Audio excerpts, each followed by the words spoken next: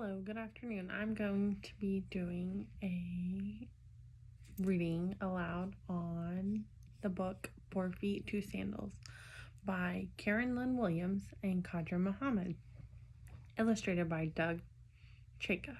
The first thing that I'm going to do is present the front of the book to my class and have them start making predictions based on the illustration on the front of the book as well as the title.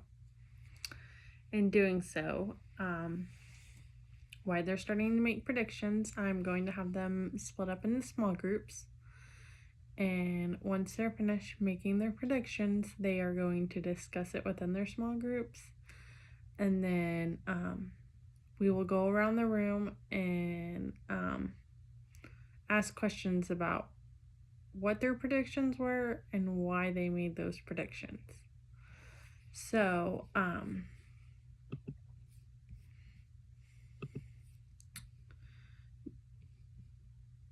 the learning objectives of this would be for them to be able to make predictions, not only based on the title, but on the illustration that's on the front of the book.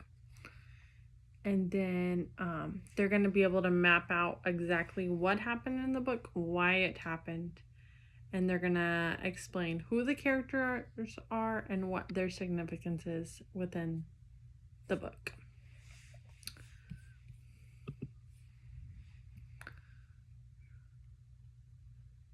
And why they are making their predictions right before we discuss, and I ask them certain questions about their predictions, I will write a few words on the board, such as board, camp, sandals, children, war, and America.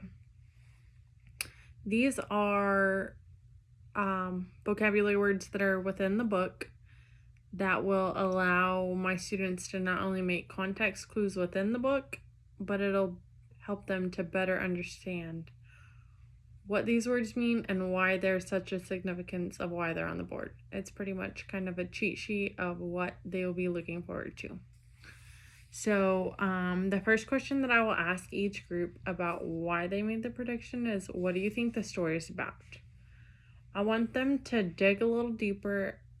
And yes, they made their prediction, but I want them to tell me why they think what they think about the story. The next question will be, what do you notice about the title and about the illustration? So not only do I want them to look at the title and think about exactly what the title means, I want them to look at the picture. And then also, an extra question that I'm going to be asking them is, what is in the background of the picture? Because I really want them to look at the picture. I want them to really acknowledge what is happening in the picture. And so now we are going to begin reading. The crowd began to leave. In the dust at Lena's feet lay a brand new sandal. It was yellow with a blue flower in the middle, and when she slipped it on her foot, it fit perfectly. Lena was 10, but she had not worn shoes for 2 years. She looked around for the matching sandal. A girl stood nearby. She was thinner and darker than Lena, and she wore a blue and yellow sandal. Assalamu alaikum. Lena greeted her. Peace be with you. The girl only stared. She was dressed in a shalwar kameez. Her feet were cracked and swollen as Lena's had been when she first arrived in camp. Suddenly, the girl turned, taking the matching sandal with her. In the morning, Lena went to do the washing. Wearing one beautiful sandal, she picked her way to the stream, careful to keep her sandal out of the filth. Her old shoes had been ruined on the many miles of walking from Afghanistan to Peshawar, the refugee camp in Pakistan. She had carried her brother, Nahib, no bigger than a water jug then, but just as heavy. When she looked up from her scrubbing, the girl from yesterday was standing over her. She wore one sandal that she'd been over and removed. Grandma says it is stupid to wear only one. She placed a sandal at Lena's feet. Then she turned and walked away. Wait! Lena grabbed both sandals and followed her. I am Lena. The girl turned slowly. I am Feroza. Lena held the sandals out. We can share. What good is one sandal for 2 feet? Feroza frowned. You wear them both today, and I'll wear them tomorrow, Lena smiled. 4 feet, 2 sandals. Feroza smiled too. She took the sandals and put them on. Tomorrow, they will be yours. The 2 girls greeted each other as they carried their jugs for water the next day. Lena put the sandals on, and they waited together in the long line. Everyone in the camp was waiting for a new home. Mama went to meetings about being resettled. The girls stayed in Lena's tent with Ismatu and Nahib. They were careful to keep the sandals away from the boys, for Ismatu wanted to pull at the flowers, and Nahib wanted to chew on them. My father and sister were killed in the war, Lena told her friend. Mama and I had to run with Ismatu and Nahib in the night. Feroza nodded and 2 tears rained down her cheek. I only have one grandmother now. When they did not have work to do, Lena and Feroza crept up to the windows of the school and peeked inside. The school was small, with only enough room for boys to study. The girls practiced their name in the dirt and brushed the marks away so no one would see their mistakes. Sometimes each girl wore one sandal. Other children pointed and giggled, but Lena and Feroza did not care. In the evenings, the sky turned deep blue and the first stars began to sparkle. Lena and Feroza watched for the sliver of the crescent moon that signaled the beginning of Ramadan. They shared memories and whispered their dreams for a new home. One morning, they went to the stream and washed their sandals to keep them looking new. Lena, come quick, Feroza's grandmother called. Your mother says your name is on the list. Feroza grabbed the sandals. The 2 girls ran ahead to the office. Lena stood on tiptoes and squinted at the sign. Mama's name, it's here. We are going to America. She looked at her friend. My name is not there, Feroza said quietly. She looked at her feet as she spoke. Then she bent down and took the sandals off. She handed them to Lena. You cannot go barefoot to America. Feroza gave Lena a hug. When it was time to leave, the relief worker gave Mama a large square white bag with numbers on it. All of your important papers are in this bag, he said. Feroza and her grandmother came to say goodbye. Lena pointed at her feet. Look, Mama.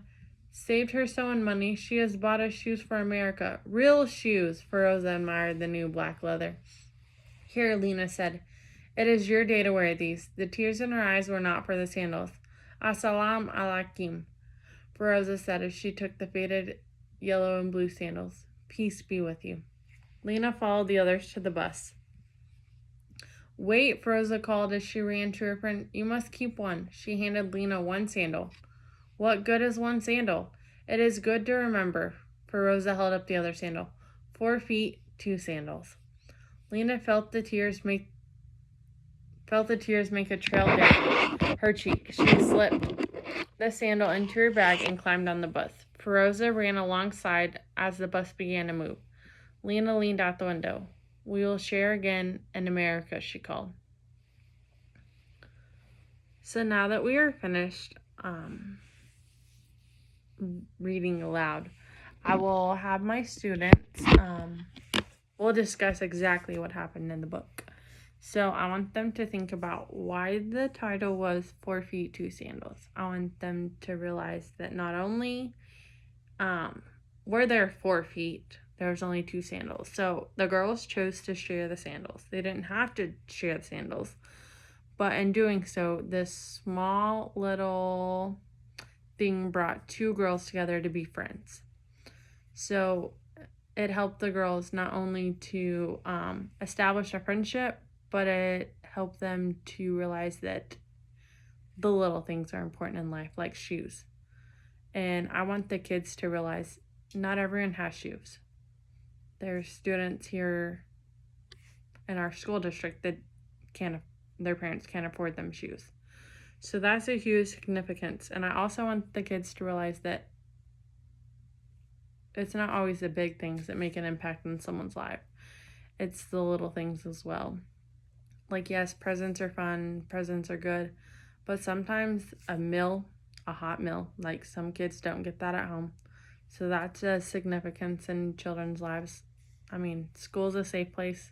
They don't have that safe place at home. So I want them to dig a little deeper. I know it's kind of hard at this age, but I feel like they need to dig a little deeper and figure out what's going on. And so, in doing so, I'm going to have them do a writing activity about something that's significant in their lives. So, like, these shoes were significant to the girls, and it's the little thing, right? So, I want them to find something like, what brought you to a friend? Was it playing ball on the playground? Was it at soccer practice, you and your friend standing on the sideline waiting to go in? Was it sitting next to a kid in class? Anything that they can do to connect themselves to something, I think is a great thing. And I want them just to be able to explain it better to me. So that is all.